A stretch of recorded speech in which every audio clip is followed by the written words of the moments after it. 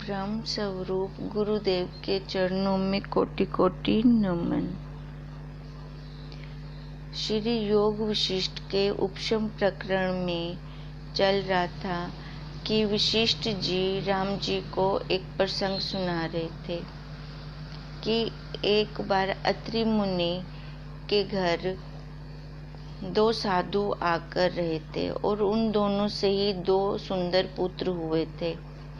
समय पाकर उनके माता पिता ने शरीर छोड़ दिया।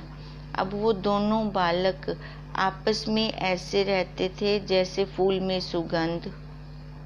उन दोनों की ऐसे आपस में प्रीति थी, तिल में तेल। अब वो ऐसे बाहर से भी, शरीर से भी आपस में प्रीति और मन से भी उनके आपस में प्रीति थी। पर जब दोनों के माता पिता का स्वर्गवास हो गया, दोनों के माता पिता ने देह का त्याग कर दिया, तो वो शोकवान हुए और एकदम ही उनके दुख से आतुर होकर आपस में दोनों अलग अलग हो गए। बहुत समय के बाद फिर वो मिले। फिर विलास ने कहा, एक का नाम था विलास और एक का नाम था भास। फिर विलास ने कहा भास से भी, इतने समय के बाद मिले हैं तो कुछ आपने आनंद पाया जीवन का? तब भास ने कहा उनको, विलास को, कि अपने आत्मज्ञान के बिना तो कोई जीवन में आनंद है ही नहीं। ये सारा संसार जितना भी दिख रहा है, दिखाई दे रहा है, जितना ये दृश्य है, ये सारा बहुत बड़ी एक बीमारी के समान है, रोग के समान है। इसको ज्ञान के बिना हम काट नहीं सकते। अब वही भासी बोल रही हैं कि चित्त रूपी ध्वजा काल रूपी वायु से हिलती है। चित्त रूपी समुद्र में चिंता रूपी भंवर है, जिसमें जीव रूपी तृण आयु कष्ट पा रहा है। और बुद्धि रूपी पक्षिणी है, जो वासना रूपी जाल से कष्ट पाती है। यह मैंने किया है, यह करती हूँ और यह करूँगी। इसी वासना रूपी जाल में बुद्धि रूपी पक्षिणी कष्ट पाती है। अब जो बुद्धि के साथ जुड़ता है तो वो जीव होता है। अब जीव को ही ये दुख सुख लगता है सारा, उसको ही ये मेरा तेरा लगता है ये सारा। एक क्षण भी वो विश्रामवान नहीं होती। कौन? जो बुद्धि रूपी पक्षिणी है। हे भाई, इस चित्त रूपी कमल को राग द्वेष रूपी हाथी चूर्ण करता है। यह मेरा सुहृद है और यह मेरा शत्रु है। ये मेरा प्रिय है, ये मेरा अप्रिय है। यह अहम मम ही उसको मारता है।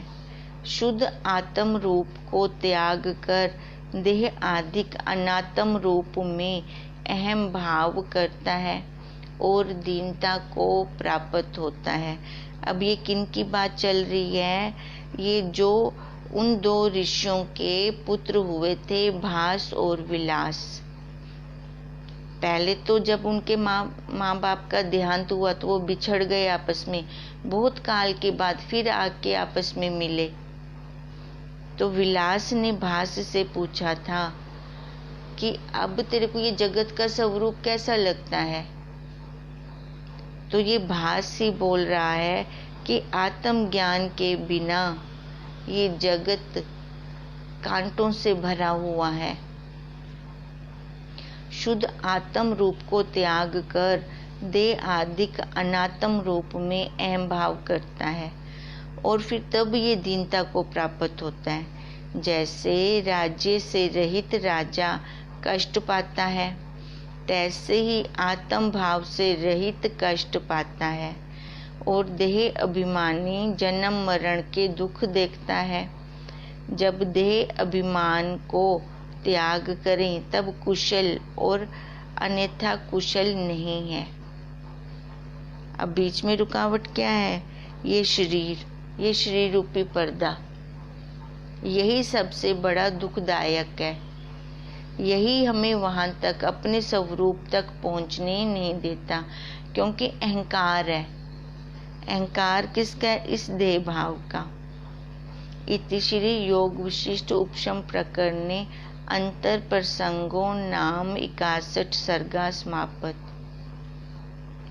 वशिष्ठ जी बोले, हे राम जी, इस प्रकार उन्होंने परस्पर कुशल प्रश्न किया। जब कुछ काल व्यतीत हुआ, अभ्यास द्वारा उनको निर्मल ज्ञान प्राप्त हुआ और मोक्ष पद को प्राप्त हुए। इससे हे राम जी, कल्याण के निमित्त ज्ञान के सिवा और कोई मार्ग नहीं है। अगर हम अपना कल्याण चाहते हैं तो ज्ञान किसका? अपने स्वरूप का। ज्ञान क्या है? एक विचार है। अपने विचारों को बदलना है, अपने भावों को बदलना है। जिसका चित्त आशा रूपी फांसी से बंधा है, वह संसार समुद्र से पार नहीं हो सकता। इससे जीव संसार समुद्र में गोते खाता है और ज्ञानवान शीघ्र ही ऐसे तर जाता है जैसे गोपद लांघने में सुगम होता है। जैसे जिस पक्षी के पंख टूटे हैं सो समुद्र को नहीं तर सकता, बीच में ही गिर के गोते खाता है, और गरुड़ पंखों से शीघ्र ही लंघ जाता है। तैसे ही जिन पुरुषों के वैराग्य और अभ्यास रूपी पंख टूटे हैं, वे संसार समुद्र से पार नहीं हो सकते, और जिन पुरुषों के वैराग्य और अभ्यास रूपी पंख हैं, वे शीघ्र ही तर जाते हैं। अब ये ज्ञान का विचार कब चलेगा? जब हमारा अभ्यास होगा और पुरुषार्थ होगा। अभ्यास और पुरुषार्थ से जब हमने इंद्रियों के विषयों का त्याग किया होगा। जब विषयों का त्याग है, अब त्याग विचार के बिना नहीं होता। पहले तो हमें ये त्याग करना पड़ेगा, त्याग के बाद स्वतः वैराग्य आएगा। त्याग का फल है वैराग्य। अब वही इस संसार समुद्र को पार कर सकते हैं जो वैराग्यवान है और जो नित्य प्रति अपने गुरुदेव के महावाक्यों का अभ्यास करते हैं, मनन करते हैं। मनन करेंगे तो निध्यासन स्वतः होगा। हे राम जी, जो देह से अतीत महात्मा पुरुष चिन्ह मात्र तत्व में स्थित हुए हैं, वे ऊंचे होकर देखते हैं। वो कहाँ खड़े हैं? जो अपने स्वरूप में स्थित है, वो चौथी अटारी पे खड़े हैं। ऊपर खड़े होकर नीचे से आते जाते सबको देख रहे हैं। कितनी सुगमता से देखो। वैसे हम प्रैक्टिकल करें जीवन में भी, चौथी मंजिल पे खड़ी हो जाएं तो नीचे तो हम सबको आते जाते देख रहे हैं। अब ऐसी ज्ञानवान अपनी तुरीय अवस्था में स्थित होकर इन तीनों शरीरों को, कोशों को, ज्ञान इंद्रियों को, कर्म इंद्रियों को आते जाते देखते हैं। मन में क्या भाव आ रहा है? राग वाला आ रहा है कि द्वेष वाला आ रहा है?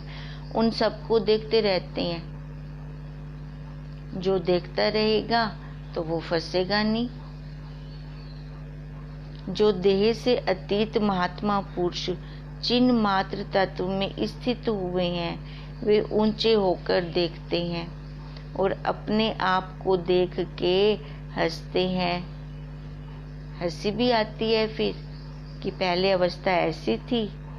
जैसे सूर्य जनता को देख हंसता है, सारे तप रहे हैं। सूरज तो शांत है, उसको तो तपन है ही नहीं। अब ऐसी सारी जीवात्मा, जितने भी जीवात्मा हैं, वो सारे तप रहे हैं, क्योंकि उनको अपने स्वरूप का ज्ञान नहीं है। नहीं तो जैसे सूर्य प्रकाशक है, सबको प्रकाश दे रहा है, अब ऐसे वो साक्षी हमारा प्रकाशक है, इस देह को प्रकाश दे रहा है, प्रकाशित कर रहा है, इंद्रियों को प्रकाशित कर रहा है। पर ये जीव कैसे बन बैठा कि ये तो मैं कर रहा हूँ। जहाँ पर अहंकार आ गया, मैं आ गया, जीव भाव वाली मैं आ गई, वहाँ पे न्यूनता है। फिर वो ऊपर उठ ही नहीं सकता। फिर जो अपने ज्ञान में स्थित है, ज्ञानवान है, वो उनको देखकर हंसते हैं कि बेचारे कैसे दुखी हो रहे हैं, जबकि खुद ही प्रकाशक हैं, सूर्य हैं। जैसे सूर्य जनता को देख हंसता है, अर्थात जगत की क्रिया से निर्लेप रहता है।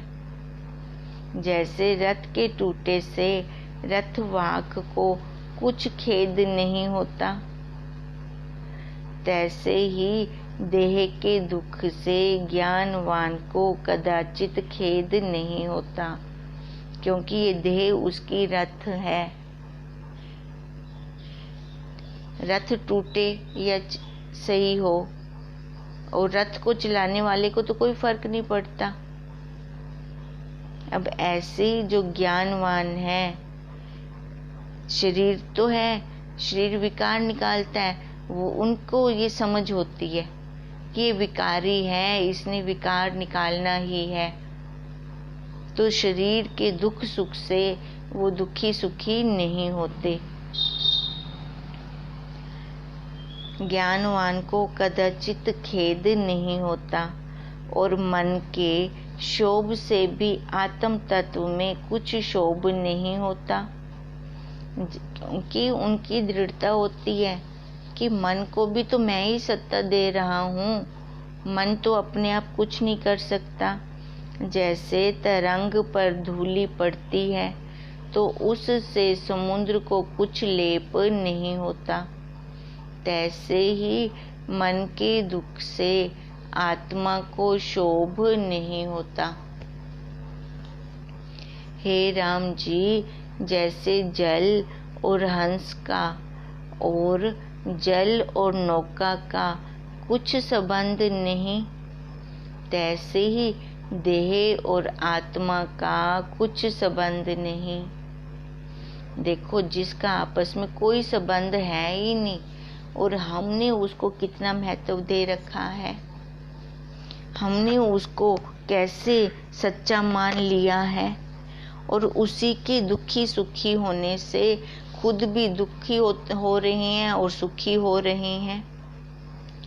जैसे पहाड़ और समुद्र का संबंध नहीं, जैसे जल, पत्थर और काष्ठ एक ठोर रहते हैं परंतु कुछ संबंध नहीं, और जैसे जल और नौका का संसर्ग होता है तो जल कण के उठते हैं, तैसे ही देह और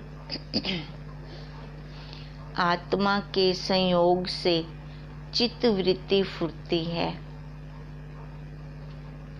देखो, जब नौका जल में चलती है, समुद्र में चलती है, तो वो मिट्टी के कण उठते हैं ना, हलचल से पानी हिलता है तो वो उठते हैं।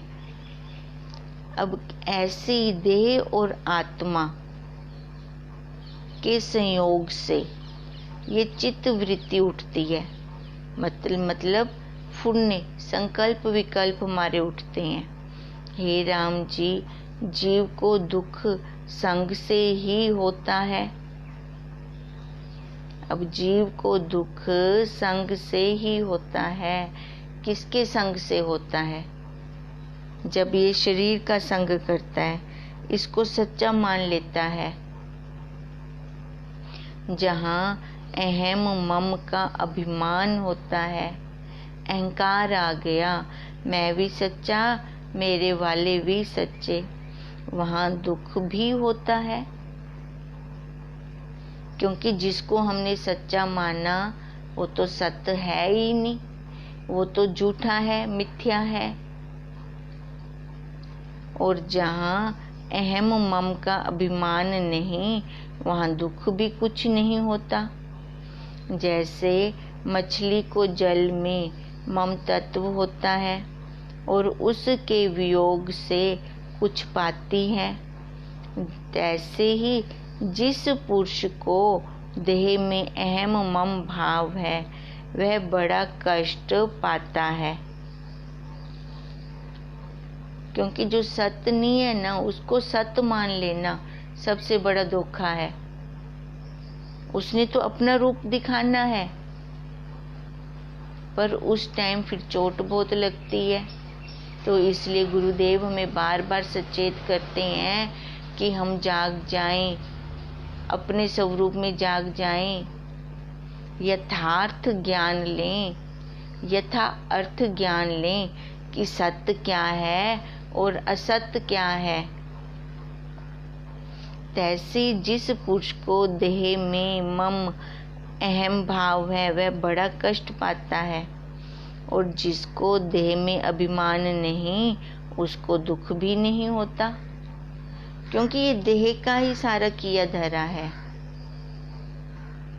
अगर देह को अपना मानते हैं तो ये रहती नहीं है, ये जाने वाली है।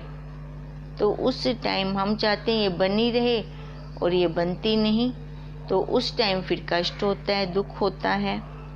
हे राम जी, ज्यों ज्यों मन से संसर्गता निवृत्त होती है त्यों त्यों भोग प्रवाह कष्ट नहीं देता। क्योंकि हमने छोड़ दिया ना इस देह को, जो ये विकार निकाल रही है हमने उसको छोड़ दिया। जिसको हमने पहले ही छोड़ दिया तो फिर उसका हमें कष्ट नहीं होता, हमें दुख नहीं होता। जैसे दर्पण को कुछ कष्ट नहीं होता, तैसे ही आत्मा और जगत की क्रिया है। आत्मा को कुछ कष्ट नहीं होता, चाहे ये संसार रहे चाहे ना रहे। जब ये हमारी पकड़ होती है तभी ये जीव दुखी सुखी होता है। हे राम जी, सर्वथा संबित मात्र आत्म तत्व स्थित है, वह शुद्ध है और द्वैत शब्द के फुरने में रहित है। जो उसमें स्थित है उसको द्वैत शब्द नहीं फुरता, और जो अज्ञानी है उसको द्वैत कलना उठती है। हे राम जी, यह सब जीव अद्भुत स्वरूप है, परंतु अज्ञान से आपको दुखी जानते हैं। ये हैं क्या? सारे अब ब्रह्म रूप हैं, ये ब्रह्म रूप है। पर अपने आप को ना जानकर इसने अपने आप को मरने जन्मने वाला जान लिया, तो ये दुखी हो रहा है। जैसे सथाणु में चोर भावना अविचार से होती है, तैसे ही आत्मा में दुख की भावना अविचार से होती है। यह जीव अशब्द रूप है, परंतु कलना के वश से आपको संबंधी जानता है। जैसे स्वप्न में अंगना बंधन करती है और स्थाणु में बेताल भासता है और भय प्राप्त होता है, तैसे ही अपनी कल्पना से जीव बंधवान होता है। हे राम जी, देह और आत्मा का संबंध असत्य है, जैसे जल और नौका का संबंध असत्य है। यदि जल का अभाव हो तो नौका को कुछ चिंता नहीं होती। देखो, नौका जल के बिना चल नहीं सकती, पर आपस में कोई दोनों का संबंध है। जल ना रहे तो नौका को क्या वियोग होगा, जबकि नौका जल के बिना चल भी नहीं सकती। चलेगी कहाँ, जल में। पर जब जल नहीं रहता तो नौका का कुछ अंग कम हो जाता है, कुछ भाग कट जाता है कि वो वैसे के वैसे ही रहती है। वो वैसे के वैसे रहती है, उसको कोई चिंता नहीं होती। और नौका का अभाव हो तो जल को कुछ चिंता नहीं होती। दोनों का स्वरूप अलग अलग है। इस शरीर का और उस साक्षी का स्वरूप दोनों का अलग अलग है। ये शरीर कैसे है, असत्य है, जड़ है, दुख रूप है, और वो सत्य चित आनंद रूप है। तैसे ही आत्मा और देह का संबंध असत्य है। जब ऐसे जानकर हृदय संग से रहित हो तब देह का दुख कुछ नहीं लगता। देह के दुख में आपको दुखी मानना, देह से अहम भावना करके आत्मा दुखी होता है। अब जल और नौका दोनों का संबंध भी है, क्योंकि दोनों इकट्ठे चलेंगे, पर दोनों में कोई संबंध भी नहीं है। अगर जल नौका नहीं है तो जल को कुछ अशांति नहीं है, और नौका को भी कोई अशांति नहीं है, पर नौका जल के बिना चल नहीं सकती। अब ऐसी इस शरीर और आत्मा का आपस में कुछ संबंध नहीं है, पर इन दोनों के बिना हम ज्ञान प्राप्त कर नहीं सकते। बहुत बड़ी विचित्र बात है। उस अद्वैत को लेने के लिए द्वैत में पहले आना पड़ेगा, तभी हम उसको ले पाएंगे। अब देह के दुख में आपको दुखी मानना, ये कौन मानता है? जो देह को अच्छी तरह से जानता है कि ये मैं हूँ। देह से अहम भावना करके आत्मा दुखी होता है, फिर वो दुखी होता रहता है। जब देह में अभिमान को त्याग दे तब सुखी हो। ऐसे बुद्धीश्वर कहते हैं, ऐसे ज्ञानवान कहते हैं, ऐसे तत्वज्ञ हमारे गुरुदेव कहते हैं। जैसे जल और पत्थर इकट्ठे रहते हैं परंतु भीतर संग का अभाव है, इससे उन्हें कुछ दुख नहीं होता। तैसे ही हृदय से संग रहित हो तब देह इंद्रियों के होते भी दुख का स्पर्श कुछ न हो और निर्दुख पद को प्राप्त हो। हमारे गुरुदेव की स्थिति कहाँ है? ज्ञानवानों की स्थिति कहाँ है? शरीर होते हुए भी शरीर का भान नहीं होता। हे राम जी, जिसको देह में आत्म अभिमान है उसको जन्म मरण दुख रूप संसार भी है। जैसे बीज से वृक्ष उत्पन्न होता है, तैसे ही देह अभिमान से सुख दुख रूप संसार उत्पन्न होता है और संसार समुद्र में डूबता है। जो हृदय से संग से रहित होता है सो संसार समुद्र के पार हो जाता है। हे राम जी, जिसके हृदय में देह अभिमान है उसके चित्त रूपी वृक्ष में मोह रूपी अनेक शाखा उत्पन्न होती है, और जिसका हृदय संग से रहित है उसका मोह लीन हो जाता है, उसको चित्त लीन कहते हैं। इस शरीर के साथ संबंध रखेंगे तो सारे फुरने उठेंगे।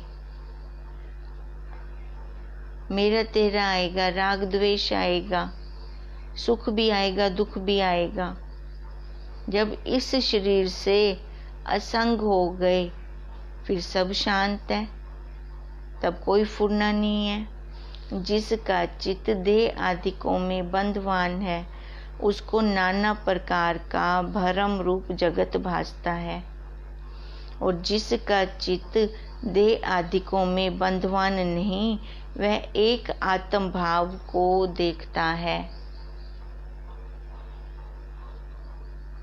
जैसे टूटी अरसी में अनेक प्रतिबिंब भासते हैं। अब एक शीशा टूट जाए तो देखो उसमें कितने सारे प्रतिबिंब दिखेंगे। बिंब एक है, प्रतिबिंब अनेक हैं, और सभी एक ही प्रतिबिंब को ग्रहण कर रहे हैं। वो जो बिंब एक है ना, उसी को ही सारे ग्रहण कर रहे हैं ना। तैसे ही संशय युक्त चित्त में नाना प्रकार का जगत भासता है। बिंब तो एक है, उसका एक्स पड़ रहा है। अब देखो, अब वो जो टूटा हुआ शीशा है, वो मतलब हमारा टूटा हुआ अंतःकरण, उस अंतःकरण पर कितने एक्स पड़ रहे हैं। अब एक्स किसके पड़ रहे हैं? उपाधियों के, माँ के, बहन के, भाई के, बाप के। है वो एक, पर उसके अंदर कितने प्रतिबिंब और पड़ गए।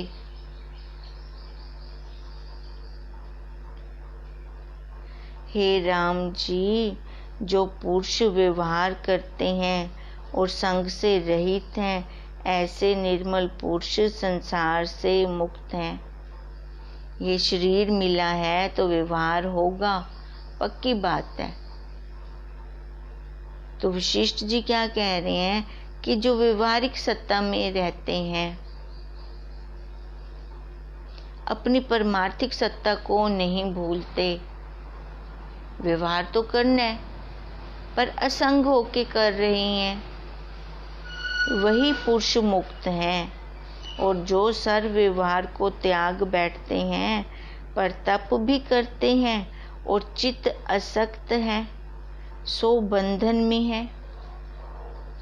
व्यवहार भी त्याग दिया, कोई व्यवहार नहीं कर रहे, तप भी कर रही हैं, पर मन के अंदर इच्छाएं वासनाएं बहुत है, तो वही बंधन में है। जो हृदय में संग से रहित है, वह मुक्त है।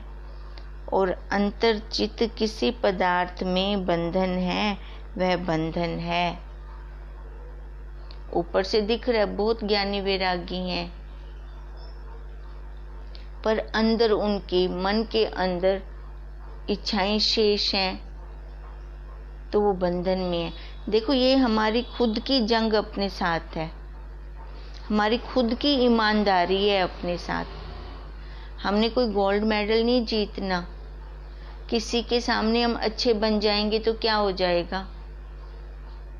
अगर 4 लोग प्रशंसा कर देंगे कि ये बहुत ज्ञानवान है, सुलझी हुई है, पर अपनी स्थिति तो हमें खुद को पता है ना कि मैं कहाँ कहाँ पे रुक जाती हूँ, मेरे आगे क्या क्या बंधन आता है। तो देखो, ईमानदारी से हम अपने इन बंधनों को, इन रुकावटों को निकालते जाएं। अगर सामने से 4 लोग प्रशंसा कर भी देंगे तो उसमें मेरे को क्या हासिल होगा? क्या मेरा जन्म मरण छूट जाएगा? ये विचार की क्लास है, यहाँ विचार चलेगा। अगर सबके साथ रूखापन दिखाकर हम कट ऑफ हो जाते हैं, अपने स्वरूप का अभ्यास कर रहे हैं, पुरुषार्थ कर रहे हैं, क्योंकि अभी नवीन साधक हैं, अभी अभी चलना सीखा है, तो 4 लोग हमारे लिए कोई अपशब्द भी बोल रहे हैं तो उससे क्या हो जाएगा? क्योंकि ये सारा इस शरीर को देखकर इसको बोल रही हैं, बाकी मर्जी तो मेरी है कि मैं उनके शब्द अंदर लेके जाऊं कि ना लेके जाऊं। ऐसी अपने साथ अगर हम ईमानदारी करते हैं तभी इस संसार सागर से तैर पाएंगे, इसको पार कर पाएंगे। गुरुदेव के महावाक्य रूपी नौका पर बैठकर, माला रूपी चप्पू चलाकर हम अपनी मंजिल पर पहुंच सकते हैं। दूर नहीं है हमारी मंजिल, बहुत निकट है, अति निकट है। तभी कहते हैं जो अति निकट होता है वो भी नहीं दिखता। जैसे अपनी आंख का काजल ही हमें नहीं दिखता, क्योंकि अति निकट है आंख के। उसके लिए दूसरा दर्पण चाहिए देखने के लिए हमें। ऐसे गुरुदेव रूपी दर्पण से हम अपने स्वरूप को देख सकते हैं, नहीं तो हमारे पास और कोई दूसरा साधन नहीं है। और जो ज्ञानवान है, सर्व व्यवहार करते हुए भी वो अलग हैं, इस देह से अलग हैं। वही निर्मल पुरुष संसार से मुक्त हैं, नहीं तो और सारे फंसे हुए हैं। हरि ओम तत्सत, हरि ओम तत्सत, हरि ओम तत्सत।